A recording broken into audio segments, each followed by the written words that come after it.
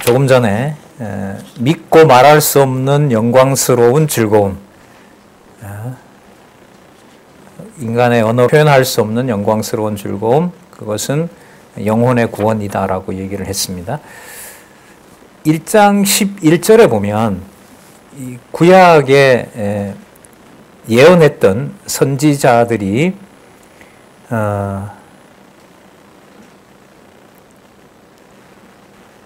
예언했던 내용들이 바로 이 땅에 오실 그리스도, 그 그리스도에 대해서 예언을 했다는 건데, 자, 이런 단서가 붙어 있습니다. 1장 11절에 보면 자기 속에 계신 그리스도의 영이, 구약의 선지자들이 이걸 깨달았다는 거예요. 자기들 속에 계신 그리스도의 영이 어떻게 깨닫게 해주셨냐 하면 그 받으실 고난과 후에 얻으실 영광을 미리 증거하여 약속된 내용입니다. 어떤 때에 어떤 무렵에 지시하시는지 상고했다는 겁니다. 그 이스라엘 역사를 보면 아수르에서 바벨론으로, 그 다음에 페르시아로, 헬라로, 로마로, 다니엘서 가면 로마 제국이 역사적으로 보면 그들이 봤을 때는 이제 흙과 철로 된 제국인데 우리로 보면 이제 이루어졌을까요? 로마 제국 시대 때 뜬돌, 산돌인 그리스도가 오는 것으로 최종적으로 이제 그 역사를 신학까지 넘어가면서 설명을 해준 거죠. 예를 들면 그런 거죠. 아, 지금 우리가 이렇게 페르시아 시대 때 있는데 이거 아직 끝이 아니다. 이 시대가 지나고 또 지나고 그 다음에 그리스도가 온다라는 사실을 선지자들이 깨닫는데, 깨닫게 한 그 영이 누구냐 하면 자기 속에 계신 누구의 그리스도의 영이라는 거죠. 그러면 선지자들이 연구한 것이 아니라 누가 선지자들에게 자신이 올 때를 가르쳐 줬다는 거예요. 자기 속에 그리스도가 영이 계신다고 했기 때문에 그리스도께서 그 안에서 내가 어떨 때 어느 시기에 가겠다고 알려주신 거죠. 그럼 이걸 그대로 만약에 다니엘에게 얘기를 하면 다니엘에게 내가 이 무렵에 내가 갈 거다.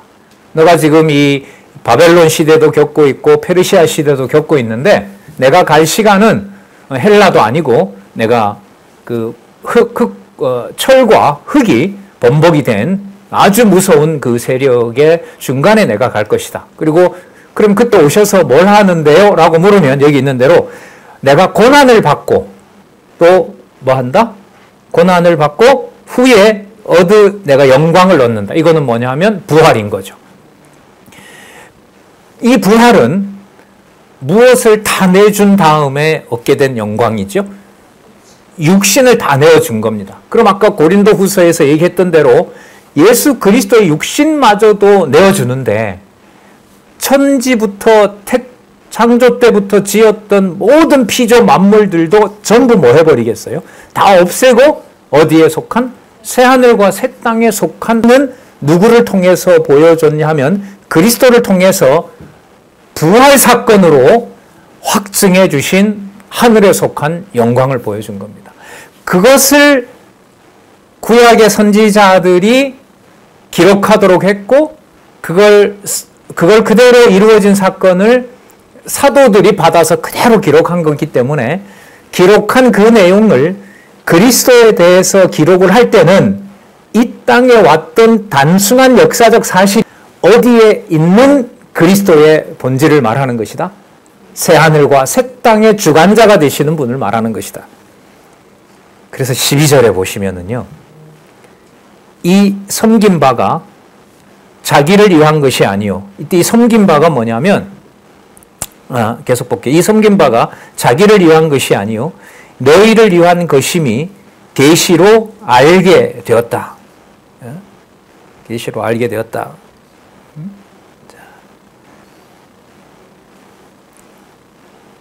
이것은 그 다음 보시기 바랍니다. 어디로부터 보내신 성령을 힘입어? 하늘로부터 보내신 성령을 힘입어. 아까 11절에는 무슨 표현이 있었냐면 선지자들 자기 속에 계신 그리스도의 영이라고 했고요. 그 그리스도의 영이 어떤 성질을 가지고 있냐 하면 땅으로부터 나온 게 아니라 어디로부터? 하늘로부터 보낸 성령이니까 기록한 문자라 하더라도 다니엘서가 역사적 기록이 아니라 어디에 있는 사건을 말하는 것이다? 하늘에 있는 사건을 말하는 거죠. 이 의미가 베드로 후서에 성도님들과 제가 진리 안에서 서로 소통하는 것의 비밀인 것이고, 그것은 이 땅에 남겨놓은 것으로 바꾸거나 대체할 수 있는 것이 아니라 하늘에 속한, 새하늘과 새 땅에 속한 의라고 하는 것을 베드로 후서에서 밝혀주고 있습니다. 이렇게 이제 시작한 말씀이 그렇게 결론이 난다는 거죠. 그러니까 열심히 연구하고 살펴본 그 내용들이 바로 이 땅에 우리들을 위해서 이렇게 남겨준 것이다라는 겁니다. 그러니까 이때 남겨준 게 뭐 우리 시대에 이런 얘기가 아니라 반드시 그리스도가 오셔서 뭐 한다? 심판하신다. 심판한다는 사실을 베드로후서는 뭘로 얘기한다? 그냥 악을 소멸한다는 정도가 아니라 전부 뭐 해버린다? 다 없애버린다. 그래야 뭐와 뭐가 하나도 없는 일이 된다? 점도 흠도 없는. 여러분, 택한 백성인데 거기에 흠이 묻는다는 말은 거기에 육의 소욕이 남아있다는 말이잖아요. 근데 그것마저도 없애려면 아예 이 세상에 때가 묻었던 것을 전부 뭐 한다? 다 없애버려. 다 태워버린다는 말씀으로 거룩한 생활을 할 수 있도록 약속해 주시는 내용입니다. 자, 넘어갈까요? 넘어가서요.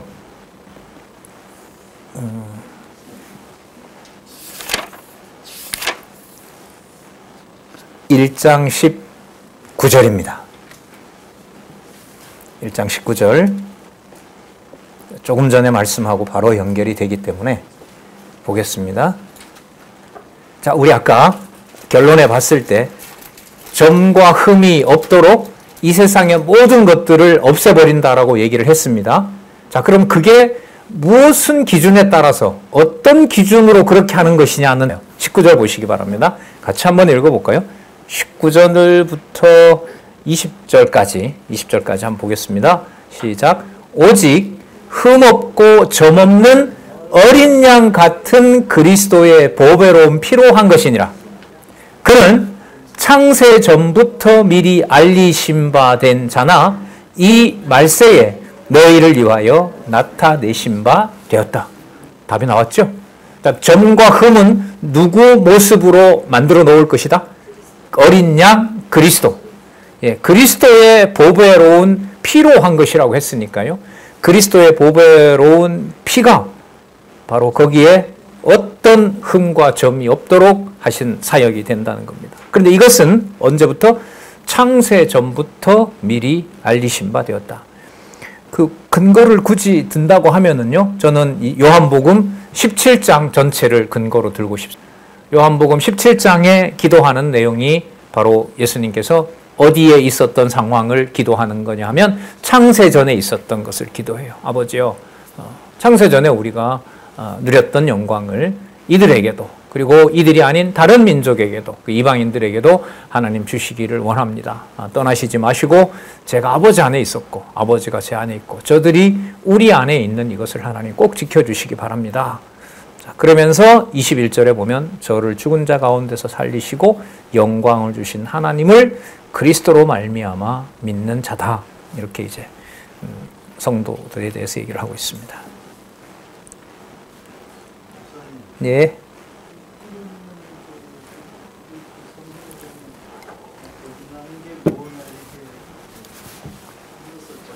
네.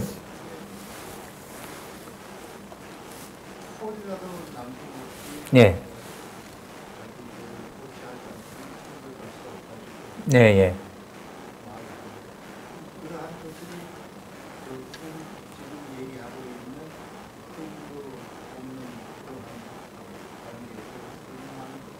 네. 예.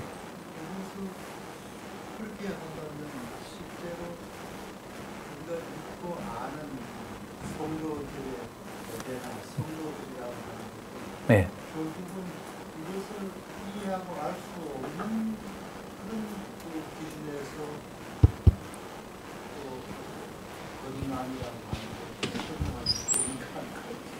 그 디모데와 그 요한복음에서 말씀하신 내용으로 보면은 그 이야기의 마지막이 바람이 어디로 와서 어디로 가는지 모른다라고 얘기를 하지 않습니까? 그러니까 이 모른다라는 게 이제 오늘 우리가 같이 확인한 베드로 후서로 보면 그게 맞는 게 어떤 곳에서는 그 비밀을 알 수 없다는 것하고 관계돼요. 땅에서는 그러니까 바람이 어디로 와서 어디로 가는지를 모르는 것처럼 우리가 하나님 자녀된 그 비밀에 대해서는 이 땅에 있는 어떤 추측이나 이 땅에 만들어진 것이나 이 땅의 기록이나 그런 것으로는 설명할 수가 없다는 거죠. 그리고 다 필요 없어지는 거예요. 전부 뭐 한다고 했으니까 다 없애버린다고 하니까. 그러면 고린도 후서에서 지금 장로님 얘기하신 그 질문을 이렇게 연결을 시켜 본다면은 성도들이 단순 어떤 진리의 말씀으로 소통하는 것이 단지 그 소통이 되는 그 현상 때문에 우리가 의로운 백성이라는 것을 확증하는 것이 아니라 훨씬 그 차원과 다른 차원. 그러면 베드로후서는 이걸 뭐라고 얘기를 하냐 하면 베드로전서 5장에 나왔던 대로 진리의 말씀을 먼저 깨달은 자들이 그리스도가 자신을 내어주고 뭘 당하는 것처럼 고난을 당하는 데서 그 고난을 당하는 데서 어디에 있는 의를 확증해 주신다? 하늘에 속한 의를 확증해 준다는 것하고 관계가 있을 것 같습니다. 네. 예. 예.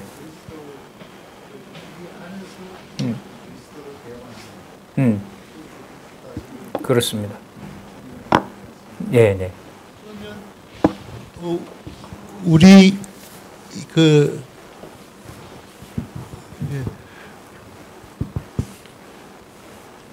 또 갑자기 말을 잊어버렸네. 적그리스도?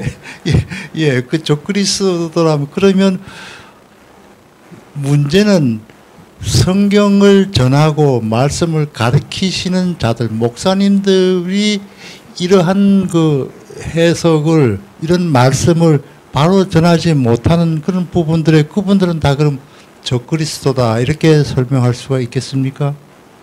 그렇다 그러면 그분들을 통해서 듣고 배우고 공부하고 그것을 깨닫고 알고 믿고 보는 것, 실체로 이해하고 느끼는 것, 야고보서에서 말씀하신 그런 행위에 대한 믿음, 실체를 말씀하는 거잖아요.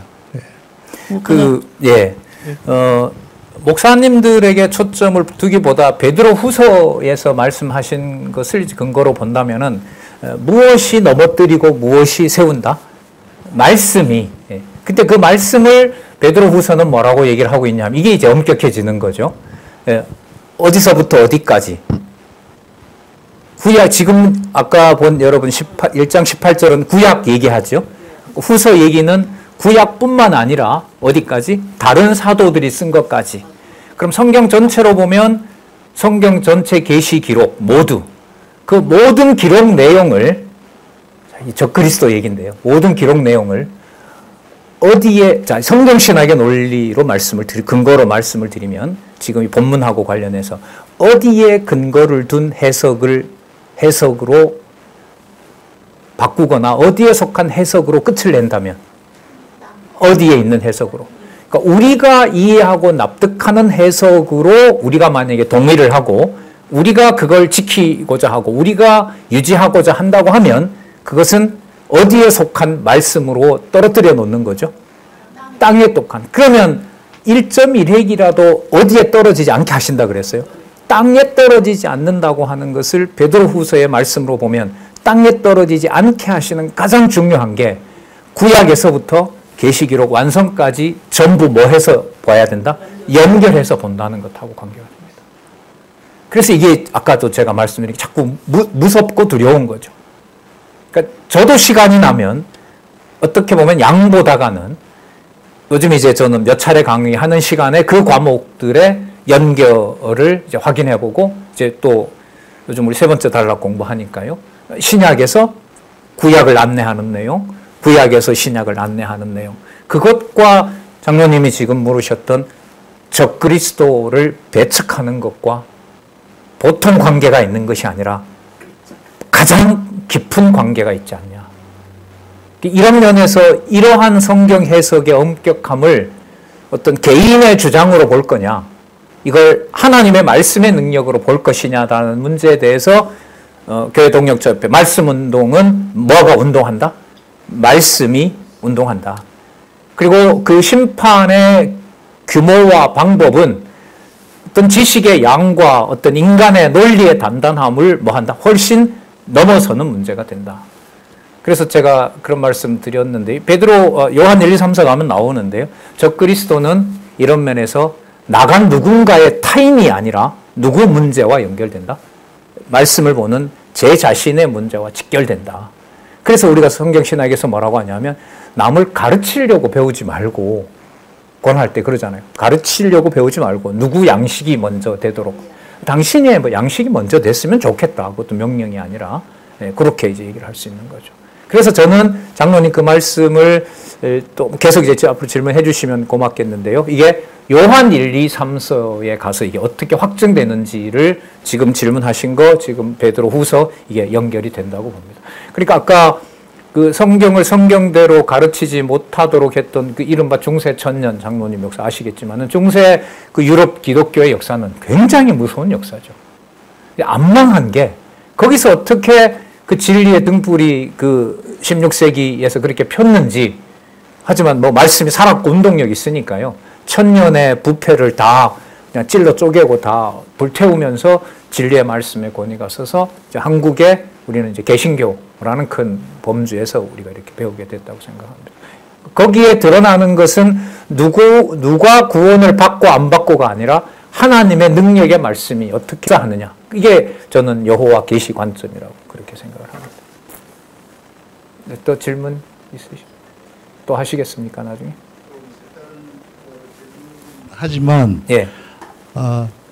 지금 뭐 목사님께서 그 자신의 그 논문을 이제 바르트하고 칼빈을 이용해서 지금 박용기 목사님의 지금 성경 신학관에 대한 것하고를 지금 비교를 하시잖아요. 예. 그 와중에 나오신 그 말씀 후반에 지금 김기용 목사 그분의 논문에 대해서도 이제 비교하시고 비판하시고 이제 말씀을 하시는데, 그분은 뭐 거의 끝부분까지는 아니더라도 그 전까지는 연구하고 같이 공부를 하셔서 말씀을 전하고, 지금 또 그런 것을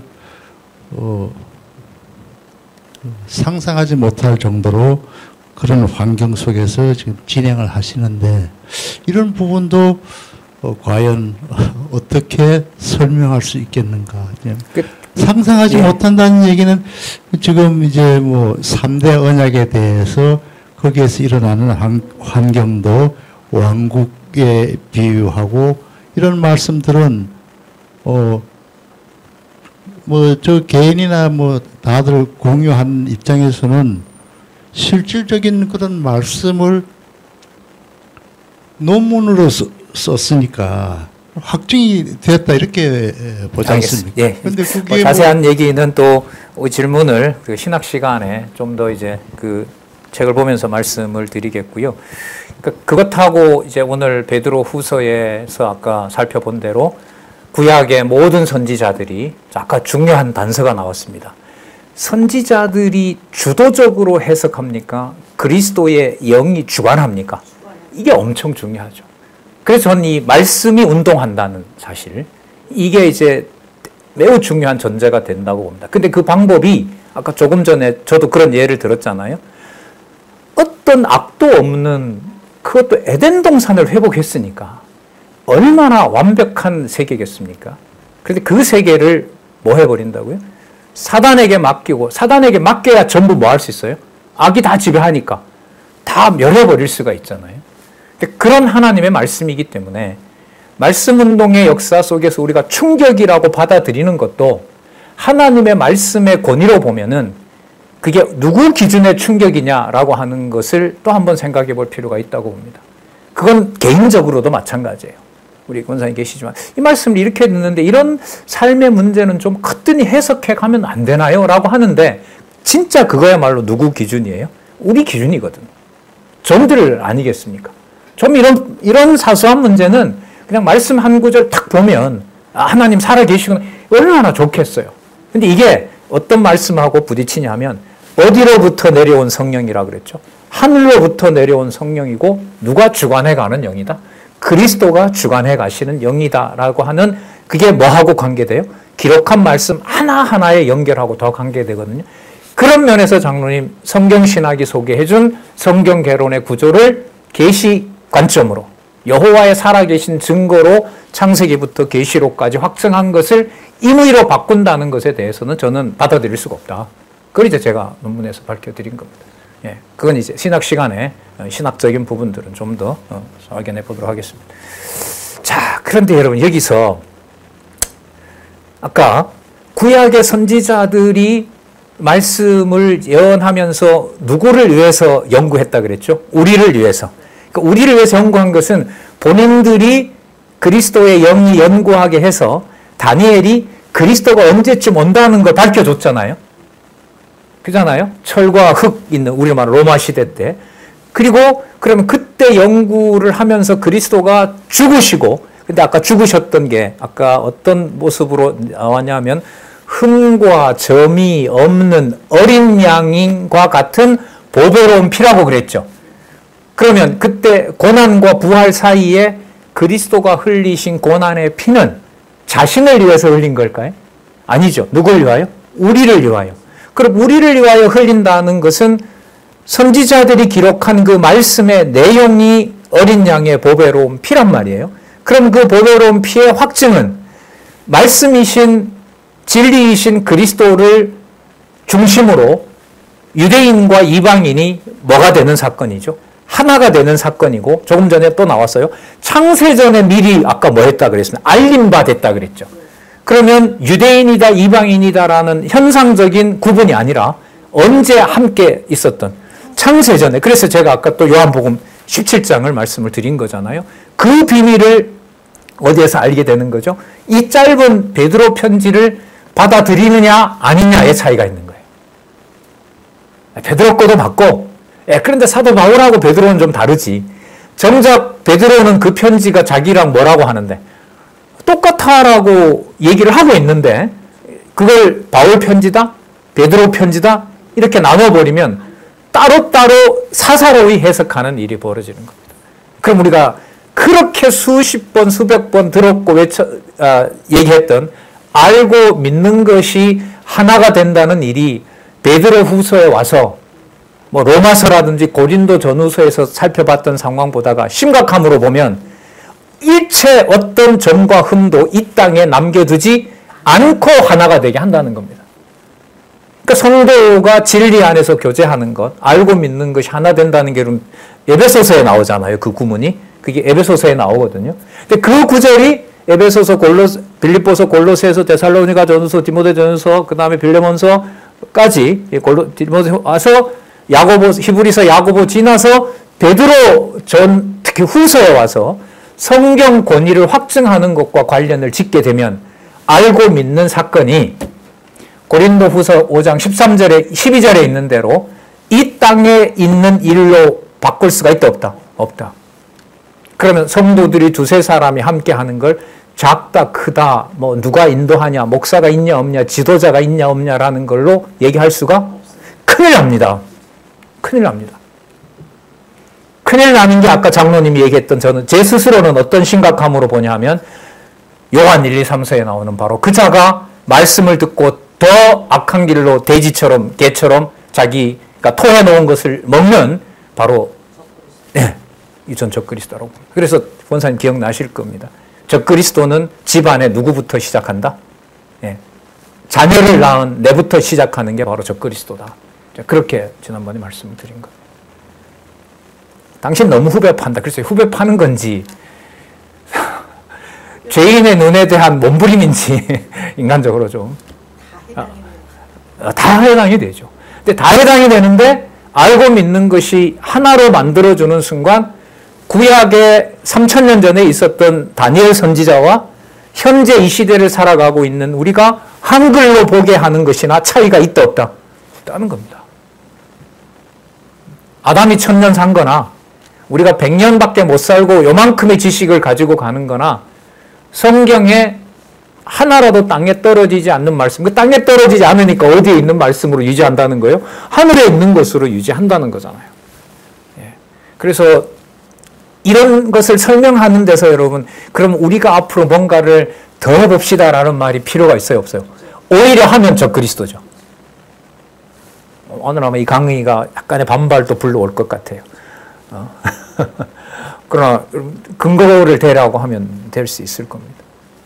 따라서 우리가 그러니까 당신이 좀 배웠으니까 우리가 그 마음이 드는 순간 다 태워버릴 걸 태워버리지 말라고 내가 붙잡고 있는 것하고 같은 상황이라고 봅니다.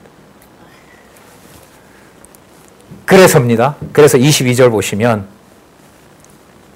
너희가 무엇을 순종함으로? 진리를 순종함으로. 어디부터 있었던 진리요? 창세전부터 있었던 진리. 진리를 순종함으로 너희 아까 무슨 구원이라고 했잖아요? 영혼 구원이니까 영혼을 깨끗해 하여 거짓 없이, 그 다음 보시기 바랍니다. 뭘 사랑하는 거? 형제를 사랑하기에 이르렀으니 마음으로, 영혼으로 뜨겁게 피차 사랑하라. 예를 하나 들까요? 이제까지 나온 거. 예를 아까 다니엘 들었죠. 구약의 연구 가운데. 다니엘과 현재 이 기록을 보고 있는 여러분들과 제가 다니엘과 연결이 됩니까? 아니면 전혀 무관한 시대를 살아간 사람이 됩니까? 반드시 연관이 되어야 됩니다. 왜? 그 연구자들이 누구를 위해서 아까 연구해놨다고 했어요? 우리를 위해서 연구해놨다고 했거든요. 왜? 우리 시대에 우리가 만나게 될 그리스도를 위해서. 그리스도가 우리에게 알려졌는데 우리는 보지 못하지만, 아까 보지 못하지만 뭐 했다 그랬습니까? 믿었던 영광이라고 했잖아요. 우리가 만나지 못했고 볼 수는 없지만 요 시대 때 이렇게 온다고 알려졌는데 이걸 여러분들이 만나고 있는 거다. 그러면 여러분, 다니엘의 그 주관하신 그리스도의 영과 지금 오신 그리스도의 영께서 주관하는 이 그리스도의 몸된 교회의 이 성도와 무관하다라고 할 수가 있어요? 없는 거죠. 이런 교제를 어떻게 눈으로 보고 안 보고 모이자 말자라는 것으로 바꿀 수 있겠습니까? 그리스도는 교제를 자주 말씀드려요. 요한복음 17장 좀 보면 어디에 가지고 가서 다 끝을 내버려요? 창세전에 요한복음 17장에 가면 창세전에서 다 끝을 내잖아요. 지금 여기 있는 대로 미리 다 알려주시잖아요. 그럼 다음에 오는 예수님 이후에 지금 2000년가량 지났는데 2000년 후가 되건 3000년 후가 되건 거기에 해당하는 모든 하나님의 백성들이 진리 안에서 뭐 하는 일로 교제하고 있었다는 것을 요한복음에서 알려주고 있는 겁니다. 그래서 저는 좀 이런 고민이 있었습니다. 숙제가. 이 바울 서신을 어떻게 분리를 다 하냐 하면 앞은 이론이고 뒤는 실천이다. 네, 앞부분에는 이론이 나오고 뒤에 가면 실천하라는 걸로 얘기한다. 말씀 운동 내에서도 그렇게 분류하는 목회자들이 있었어요. 저는 그게 굉장히 괴롭더라고요. 그럼 제가 거기에 어떤 반박을 했을 때 이제 어떤 목사님은 저한테 그렇게 되면 이론만 커지고 실천을 청년들이 방종하게 된다. 그러니까 이게 말이 또 안 맞는 거예요. 이론은 성령이 가르쳐줘요. 실천은 누가 해야 돼요? 그렇죠. 이게 안 맞는 거예요. 그럼 여기에서 이제 뭔 대안이 나와야 되잖아요. 저로서는. 그럼 그 행위를, 저 방종을 어떻게 해석할 거냐. 고민이 많이 된 거죠. 근데 오늘 우리가 베드로 후서까지 와서 봤을 때는 무슨 권위? 말씀의 권위. 성경의 권위라고 하는 것이 바로 신적인 능력으로 심판하고 계신다는 겁니다. 자, 여기 바로 나옵니다. 피차 뜨겁게 사랑하는 게 여러분 형제 우애잖아요. 형제 우애에 아까 무엇을 더하라는 말씀이 나왔죠? 사랑을 더하라는 말씀으로 끝이 나거든요. 23절 한번 보시기 바랍니다. 너희가 거듭난 것이 썩어질 씨로 된 것이 아니요 썩지 아니할 씨로 된 것이니. 아까 여러분 썩어질 씨가 단지 눈에 보이는 씨앗을 말해요? 우주 만물을 말해요? 피조 만물 전체다. 그걸 다 태워버린다는 거죠. 썩지 아니할 씨로 된 것이니. 여기 답이 나옵니다. 하나님의 살아있고 항상 있는 말씀, 로고스. 항상 있는 말씀. 근거를 여기 보면 들고 있잖아요. 자, 오직 여호와의 말씀은 세세토록 있도다 하였으니 너희에게 전한 복음이 곧 이 말씀이니라. 아까 그 주가 여호와로 번역이 돼야 된다 그랬죠? 예, 레마로. 여러분 좀 더 설명을 드릴게요. 그냥 나온 거. 그 23절에는요. 하나님의 살아있고 항상 있는 말씀이 이게 헬라어로 로고스입니다. 그러니까 이게 요한복음 1장 1절에 있는 태초에 하나님 말씀이 계시니라 창세전에 존재했던 그 말씀이에요. 그런데 여러분 24절에 25절에 여기 보면 여호와의 말씀 있죠.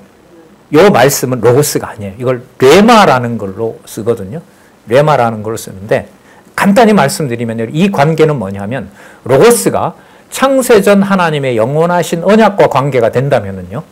레마는 여기 보시면 오직 주의 말씀은 세세토록 있도다 하였으니 너희에게 전한 복음이 곧 이 말씀이다. 그러니까 여기에 이 레마라는 말씀은 뭐냐? 여호와의 말씀은 전한 복음인 거예요. 그럼 어디에 드러난 말씀을 말해요? 성취된 말씀? 이 땅에. 그럼 이 땅에 드러난 말씀이 베드로 후서에 가면 어떤 능력으로 역사하느냐?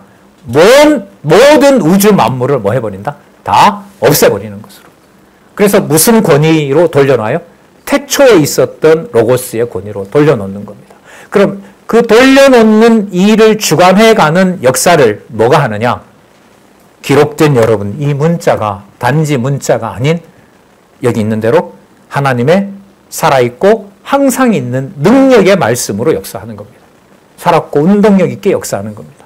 그러니까 피조 세계에 실제로 능력 있게 역사하는 그 말씀의 능력과 관련된 것이 레마라면 25절에 나오는 여호와의 말씀이라면 그 여호와의 말씀의 본체는 아까 23절에 있었던 하나님의 살아있고 항상 있는 로고스다. 이렇게 보면 여러분 이거 아직 해결 안 됩니다. 이거 아직 제가 글을 안 썼는데 꼭 쓸 생각인데요. 이거 아직 얘기가 안 돼요. 레마가 어디서부터 하는 줄 아세요? 레마는 목사님의 설교다. 이렇게 등치시킵니다. 로고스라고는 말은 못하고 로고스는 그리스도라고 얘기를 하는데 그러면 이 말은 문법적으로 봤을 때 사람들이 주고받는 이 컨버세이션, 대화를 말하고 다이얼로그를 말한다. 그러면 강단의 권위가 누구에게? 목회자에게 있으니까 이 레마에 대한 권한은 누구에게? 목사에게 있다. 이건 엉터리 해석이죠. 근데 이게 엉터리라고 할 수 없는 게 과거 천주교부터 로마 카톨릭부터 시작해서 우리 선배들 갔다 오셨다고 했는데 그 칼빈이 강론했던 그 마리아 교회인가요? 거기 가봐도 강단이 따로 있죠. 높죠. 물론 목적은 권위가 아니라 많은 사람이 들을 수 있도록 했다는 건데 그러나 보통 사람들이 봤을 때는 거기에 이제 목사가 선다는 건 특별한 권위로 보일 수가 있는 거죠. 얼마든지. 자, 그래서 지금 여기 나왔기 때문에 가까이 로고스와 레마의 관계를 여러분에게 말씀을 드린 겁니다. 자, 어쨌든 여러분 전서로 다시 와서 첫 부분부터 봤을 때 후서에서 나오는 경을 사사로이 풀지 않게 하신다는 것하고 연결된 말씀이 나오죠. 예, 다시 확인했을 때.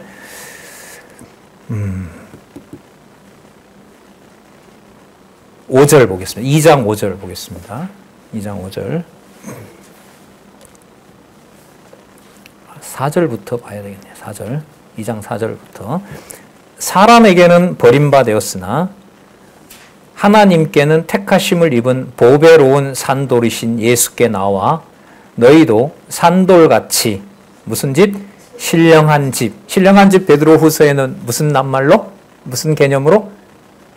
신령한 집. 어디에 있는? 하늘에 있는 새하늘과 새 땅. 그러면 여기 버림받아 하나님께 택하심을 입은 보배로운 산돌인 예수께서 라고 했으니까 예수께서 보장해 주시는 의는 어디에 있는 의? 새하늘과 새 땅에 있는 의. 그러면 여기에 있는 신령한 집하고 연결이 되죠. 물론 신령한 집은 여러분 교회이죠. 그리스도가 통치하는 교회. 하지만 육으로 환원될 수 없는 교회. 집으로 세워지고 예수 그리스도로 말미암아 아주 좋죠. 예수 그리스도로 말미암아 누구에게? 하나님이 기쁘게 받으실 신령한 제사를 드린 뭐가 된다? 거룩한 제사장이 된다. 아유, 뭐 놀라운 얘기죠. 구약의 율법과 관련된 율법의 주관자인 바로 제사장의 비밀이 이 땅에 있는 갑보도기아 갈라디아에 있는 누구에게 돌아오는 호칭이었다? 성도들에게. 이걸 누가 연구했다고요? 구약의 선지자들이. 그러면 예를 이렇게 들어볼게요. 레위의 후손들인 누군가가 에스라 느헤미야가 여러분 교역이잖아요. 레위지파잖아요. 연구를 했어요. 근데 그 연구를 하다 보니 그리스도의 영이 깨닫게 했어요. 자기는 예를 듭니다. 내가 그래도 이 아론의 집하고 이렇게 제사장 가문이었고 이런 전통 속에서 하나님의 역사를 봐왔던 것을 딱 생각을 하는데 그렇게 여기고 있었는데 말씀을 연구하다 보니까 자기네들의 지파는 그림자고 이 대제사장 역할을 할 분이 일단은 그리스도고 그 그리스도와 함께한 이방인들도 뭐가 된다? 거룩한 제사장이 된다는 걸 딱 깨달은 거예요. 이 느낌인 거예요, 이게. 그래서 그 다음에 여러분 잘 아시는 대로 뒤에 가면 나오죠. 택하신 족속이요 왕 같은 막 쏟아집니다. 자, 왕족 중에 하나인 왕족이 누가 있어요? 느헤미야가 왕족이죠. 느헤미야가 유다 지파인데 느헤미야가 이제 연구를 했어요. 연구를 하다 보니까 이 다윗의 가문이 바벨론 포로 후에도 이렇게 돌아와서 얼마나 영광스럽고 감사하냐라고 했는데 보니까 그 왕이 그리스도예요. 근데 그리스도인데 보니까 그리스도가 같이 성도들과 왕노를 시켜주는 거예요. 이사야서의 66장 아시죠? 누구도 돌아와 제사장 삼고 그리고 이 유대인을 데리고 올 때 누가 품에 안고 와요? 이방의 왕들이. 이방의 왕이 유대인을 안고 돌아옵니다. 근데 보니까 이게 왕될 자들이 누구냐 하면 그리스도는 당연한 거고 누구도 이방인도 그리스도와 왕노릇 한다는 거예요. 그걸 유다지파인 느헤미야가 깨달아버린 거예요. 레위지파가 깨닫고 둘이 같이 공부하다 투둘이 터졌어요. 그럼 이 사건이 누구 일이라서 마무리가 된다? 이방인에게서. 이방인 다음에 여러분 유대인 구원으로 가서 끝이 나잖아요. 그러면 누구 시대에 열매를 맺어줄 사건이다? 이방인 시대에도 해당되는 열매라고 이게 터져버린 거예요. 글쎄요, 이런 부분들 연구는 굉장히 많다고 보고요. 앞으로 왜곡될 부분도 있을 거고, 틀림없이. 좀 더 치밀하게 해서 성경의 본래 기록으로 돌아올 수도 있을 텐데요. 이 성경 신학이라는 하나님이 이 시대에 우리에게 준 이 선물로 모든 문자 기록의 비밀들이 다 그냥 풀려버리는 일이 벌어졌다고 저는 생각을 합니다. 자, 하나님이 기쁘게 받으실 신령한 제사들을 드릴 뭐가 될지니라? 거룩한 제사장이 될지니라. 자, 거룩한 제사장 또 반복되잖아요. 뭐도 없고 뭐고도 없는, 흠도 없고 점도 없는. 그럼 아까 베드로 후서까지 가잖아요. 이게 어떤 역사 속에서 일어나냐 하면 성도님들과 제가 한 말씀 속에 지금 요 한 구절을 읽고 우리의 흠도 없고 점도 없는 거룩한 제사장으로 하나님 자녀된 이 사건을 어디에다가 맞추는 순간? 누구에게? 그리스도에게 맞추는 순간 우리에게 말씀을 통한 신령한 교제가 일어나는 겁니다. 이 비밀을 어떻게 인간의 언어로 쉽게 바꿀 수가 있겠습니까? 그래서입니다. 2장 9절 잘 아시는 말씀입니다. 이 상황은 베드로 후서로 가서 보면 무엇을 다 끝장을 내버린다는 걸 전제로 해야 돼요. 거룩하고 흠이 없게 하시려고 이 지상의 모든 것을 다 불에 태우고 없애는 걸 전제로 하고 보는 겁니다. 그럼 어디에 속한 의만 강조가 될까요? 하늘에 속한. 하지만 우리는 몸을 가지고 있어요. 그러나 그 몸은 몸으로서 설명할 수 있는 것은 전혀 없어요. 사람의 기준으로 된다는 게 너무너무 무서운 거죠. 그 말이 인본주의라고 쉽게 말하는데 인본주의적인 해석이다라고 말하는 사람부터 어디에 걸릴 확률이 많아요? 자기 스스로 인본주의에 걸릴 확률이 많아요. 왜냐하면 인본주의자라고 말할 때는 우리가 뭘 해야 돼요? 비판을 해야 되잖아요. 그 말은 비판을 해야 돼요. 그러면 그 비판은 말씀 안에 있는지 없는지를 내가 비판하면서 내가 나를 모른단 말이죠. 주어를 사람으로 잡으면 해결이 안 납니다. 무엇의 권위?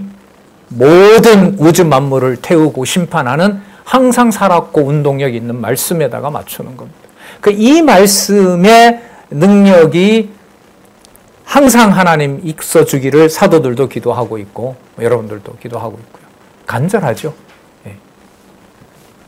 2장 9절 한번 볼까요? 이 장구 좀 길긴 한데 같이 한번 읽어보겠습니다. 시작.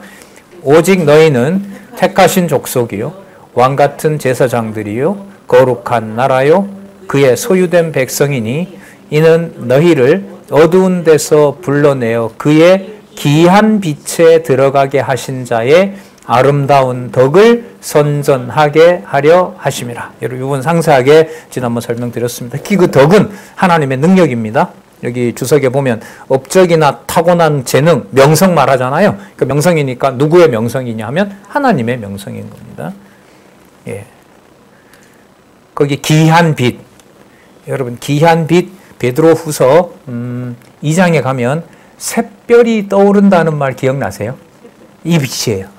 샛별이 떠오르는 게 뭐하고 관계가 있냐 하면 계시기록 완성하고 관계가 돼요. 베드로후서에 가면.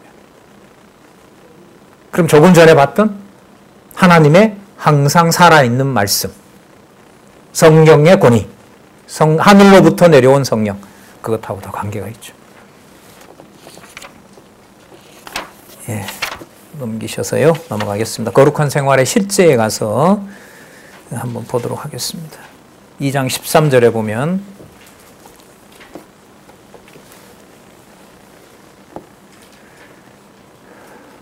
인간에 세운 모든 제도를 주를 위하여 순복하되, 순복당하되라고 했죠. 이게 수도 당하되 혹은 위에 있는 왕이나 혹은 악행하는 자를 징벌하고 선행하는 자를 포장하기 위하여 그에 보낸 방백에게 그렇게 하라라고 얘기를 하고 있습니다. 여기서도 말씀드렸었죠. 그리스도를 죽이는 로마 권력이 유대인들의 그 단합된 악의 세력이 그리스도를 이제 핍박하고 조롱하고 죽인 그 사건이 그리스도의 능력, 그리스도의 거룩함을 훼손할 수가 있을까요? 없을까요? 없죠. 그렇죠. 그런데 베드로후서에 우리가 본 것처럼 육의 몸은 그 몸으로 하늘에 속한 모든 것을 보장받을 수는 없게 했죠. 없는 거죠.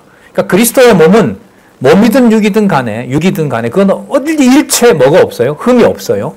만약 흠이 있다면 그가 대속주가 될 수가 없는 겁니다. 될 수가 없는 거예요. 다윗의 혈통이라는 어떤 이 법적인 것만 하나님께서 이제 받으신 거고, 그 영이든 육이든 완전한 바로 하나님의 본성을 계시해 주는 몸이 됩니다. 그러면은 그리스도의 몸을 죽인다고 하는 것이 그 몸에 칼과 창으로 그리스도의 몸을 죽이는 그 사건이 그리스도가 가지는 영원한 생명, 그리고 아까 지나왔지만 왕같은 제사장, 왕, 선지자의 모든 삼직의 그 권위를 그리스도의 그 몸을 죽인다고 해서 그 몸이 실제로 다 끝장이 나는 걸까요? 아닌 거죠. 육의 몸을 벗는 과정에 그리스도가 살아나신 부활의 몸으로 본다면은 그 몸을 통해서 어디에 있는 의를 확증해 주신 거예요? 하늘에 있는 의를 확증해 준 거죠. 그럼 그 완벽한 몸으로 여러분들과 저에게 대속주가 되셔서 우리가 받는 고난이, 우리가 받는 어떤 모든 수치와 고난과 이 땅에서 겪는 모든 교회의 고난이 다가오면 다가올수록 그것은 무엇을 벗는 과정이다라고 알려주세요. 육을 벗는 과정이라고 알려주고, 이걸 베드로후서에는 전 우주적으로 전부 뭐 해버릴 것이다?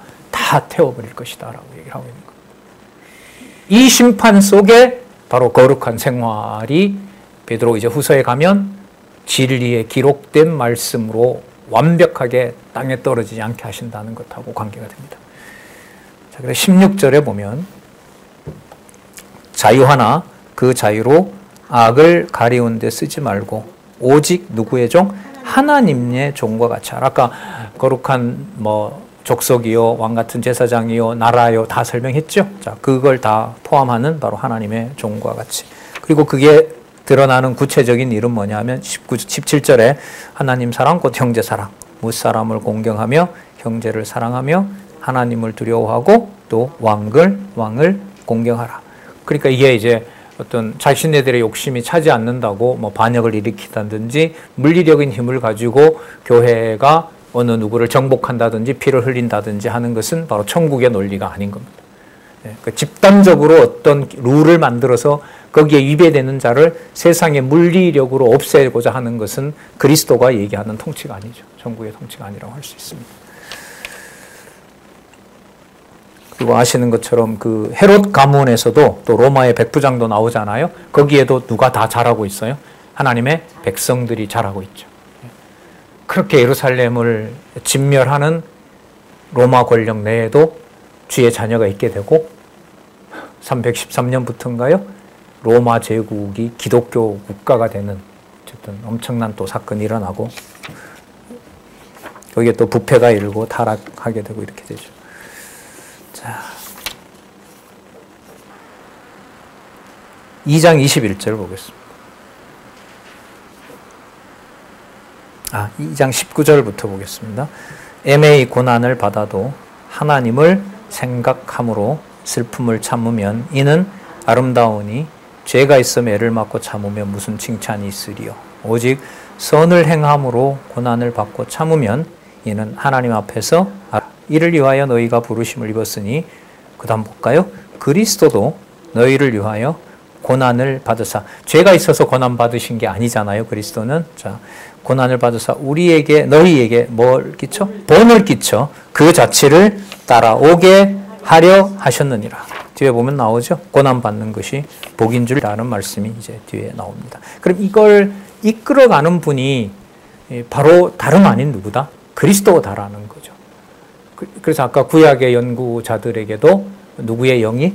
그리스도의 영이 주관해 간다. 그리고 모든 것을 이끌어가는 분이 바로 그리스도다. 그분이 살아계시고 그분이 승천하셨고 살아계셔서 지금 교회의 주인 되신다. 그 말씀이 지금 우리가 보고 있는 제가 여러분들에게 보내는 이 말씀입니다. 라고 이제 알려주는 겁니다. 25절에 보시면 자, 너희가 전에는 양과 같이 길을 잃었더니 이제는 너희 영혼의 자와 감독 되신 이에게 돌아왔느니라. 이 누구냐 하면 영혼의 목자와 감독이 주 예수 그리스도를 말하는 거죠. 영혼의 목자, 아까 영혼의 구원이라고 했죠. 영혼의 목자. 이 목자에게 벌어진 일이 뭐냐 하면 바로 친히 나무에 달리셔서 자신의 육을 모든 육의 권세들에게 내어주면서 당신은 또 심판주가 되시는 겁니다. 그 사건은 이제 뒤에 후반부에 가면서 죽은 자들에게 대해서도 심판주가 되신 사건하고 연관이 됩니다. 예, 우리 잠시 쉬셨다가요. 12시 10분에 나머지 부분 좀 더 살펴보도록 하겠습니다.